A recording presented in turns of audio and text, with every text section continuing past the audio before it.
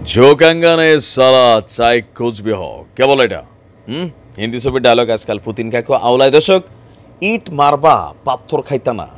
হ্যাঁ, এটা কি আমাদের ফিলিস্তিন মনে করছো নাকি আসলে বাংলাদেশ মনে করছো যে একটা স্যাংশন মাইরা দিবা তারপরে তোমরা যা খুশি করবা এটা মাইনা নেবে? নো, খেলাটার নাম কি? পুতিন কাকু ঝুঁকেঙ্গে না হিসালা।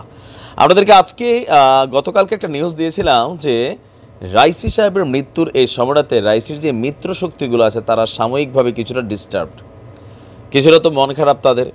এই সুযোগে ইউক্রেনকে রাশিয়ার বিরুদ্ধে লেলাই দেওয়ার জন্য নতুন করে একটা সিদ্ধান্ত নিয়েছে, টাকা পয়সা নিয়ে আছে। এখন ওই দেশের জনগণ টাকা দিতে রাজি না, যেহেতু ওই দেশের জনগণ টাকা দিতে রাজি না, পশ্চিমারা মিললে একটা বুদ্ধি করে লেছে কি, রাশিয়ার যে সম্পদগুলো এদের দেশে আছে সেগুলোকে বাজেয়াপ্ত কইরা কয়েক বিলিয়ন ডলার বিক্রি কইরা এই টাকাটা দিয়ে অস্ত্র কিনে ইউক্রেনে দিব। কিন্তু পুতিন কাকু যে পাল্টা এইভাবে রিয়াকশন দিবে এইটা ভাবে নাই। আমেরিকার অর্থনীতিতে একটা ধাক্কা খাবে। রাশিয়ায় থাকা যুক্তরাষ্ট্রের সকল সম্পদ বাজেয়াপ্তের উদ্যোগ নিয়েছেন প্রেসিডেন্ট পুতিন। আর এই সংক্রান্ত আজকে একটা ডিক্রি জারির অনুমোদনে অলরেডি সই করে দিয়েছেন। রাশিয়ার সরকারের আইনি পোর্টালে ডিক্রিটি প্রকাশ করা হয়েছে। আন্তর্জাতিক গণমাধ্যম এপি বলছে, ইউক্রেনে অভিযানের নামে রাশিয়ার হামলার পর যুক্তরাষ্ট্রের নেতৃত্বাধীন পশ্চিমা বিশ্ব ক্ষিপ্ত হয়। তারা রাশিয়াকে চাপে ফেলতে বিভিন্ন খাতে যে নিষেধাজ্ঞা দিয়েছে। ইউক্রেনের মিত্রদেশে থাকা রাশিয়ার বিভিন্ন ব্যক্তি প্রতিষ্ঠানের সম্পদ বাজেয়াপ্ত বিপুল পরিমাণে স্থগিত অবস্থায় রাখা হয়েছে। বহু রুশ ব্যাংক অ্যাকাউন্ট এবং ব্যাংক লেনদেন ব্যবস্থা বন্ধ করে রেখেছে। যে কোনো সময় রাশিয়ার বাইরে থাকা সব সম্পত্তি বাজেয়াপ্ত অলরেডি হয়ে যাচ্ছে বা হবে। এর ফলে ক্ষতি মোকাবেলার উপায় খুঁজছিল রাশিয়া। রুশ সম্পদ যদি বাজেয়াপ্ত করা হয় তার বিপরীতে আমেরিকার সম্পদ জব্দ করে ক্ষতিপূরণ হিসাবে ব্যবহার করতে চান পুতিন কাকু।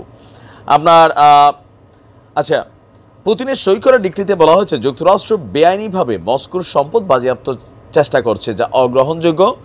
রাশিয়া সরকারের একটি বিশেষ কমিশন মার্কিন সম্পদ বা সম্পত্তি যেগুলো রাশিয়ার ভূখণ্ডে আছে শনাক্ত করবে।